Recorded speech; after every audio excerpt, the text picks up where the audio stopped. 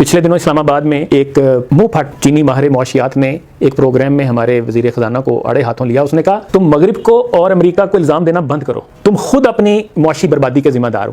Japan تمہارا سارا زر مبادلہ ٹویوٹا, ہونڈا, سوزوکی گاڑیوں کی فروخت کے ذریعے لے اڑتا ہے اور تم ان سے پرزے لیتے ہو. یہاں تم ان کو اسمبل کرتے ہو, تم ان گاڑیوں کو باہر بیچ بھی نہیں سکتے, پھر تم زر مبادلہ کے لیے ساری دنیا میں بھیک مانگتے پھرتے ہو.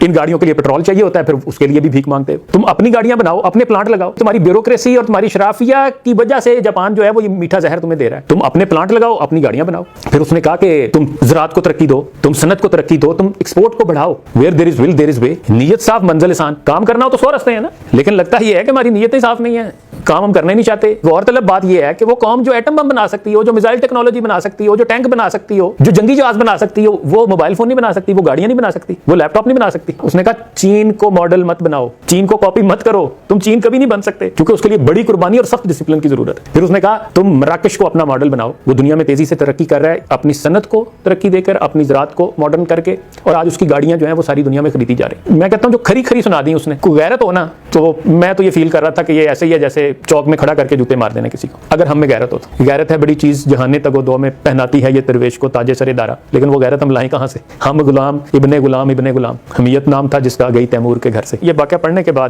ایسے مجھے واٹس ایپ پہ آیا تو مجھے نا اقبال کے وہ اشعار یاد آ رہے تھے. ترک ہلال احمر کا ایک وفد جو ہے وہ آیا لاہور میں. اشعار سے پتہ یہ چلتا ہے کہ مولوی صاحب نے نا لمبی نماز پڑھا دی. تو اس پہ جو ہے نا اقبال نے اشعار کہے, اس کا نام ہے غلاموں کی نماز. اصل بات تو یہی ہے کہ ہم ابھی تک غلامی سے نہیں نکلے بھائی, ہم اپنے فیصلے خود کرتے نہیں ہیں. تو وہ اشعار یہ ہیں, وہ کہتا ہے کہا مجاہد ترکی نے مجھ سے بعد نماز, طویل سجدہ ہے کیوں اس قدر تمہارے امام. یہ بڑے لمبے لمبے سجدے کرتے ہو یار, تمہیں اور کوئی کام نہیں ہے. تو پھر اقبال کہتے ہیں وہ سادہ مرد مجاہد وہ مومن آزاد, میں یہاں کہوں گا وہ سادہ چینی جوان وہ بندہ ہے آزاد, خبر نہ تھی اسے کیا چیز ہے نماز غلام. اسے کیا پتا غلاموں کی نماز کیا ہوتی ہے. دیکھیں ترک بھی کبھی غلام نہیں رہے نا, اور آج بھی آپ ان کے ٹریٹس دیکھیں آپ کو لگتا ہے. میں گیا ہوں, میں کہتا ہوں میں نے جو پہلی چیز فیل کی وہ یہ تھی کہ یار یہ قوم واقعی اس کی خودی ہے. یعنی ہفتے میں مجھے بڑا مشکل سے بندہ ایک ملا ہوگا جو انگریزی کا ایک جملہ جانتا ہو. کہا مجاہد ترکی نے مجھ سے بعد نماز, طویل سجدہ ہے کیوں اس قدر تمہارے امام, وہ سادہ مرد مجاہد وہ مومن آزاد, خبر نہ تھی اسے کیا چیز ہے نماز غلام. ہزار کام ہے مردان حر کو دنیا میں, جو آزاد لوگ ہوتے ہیں ان کو بڑے کام ہوتے ہیں, انہی کے ذوق عمل سے ہیں امتوں کے نظام. بدن غلام کا سوز عمل سے ہے محروم, کہ ہے مرور غلاموں کے روز و شب پہ حرام.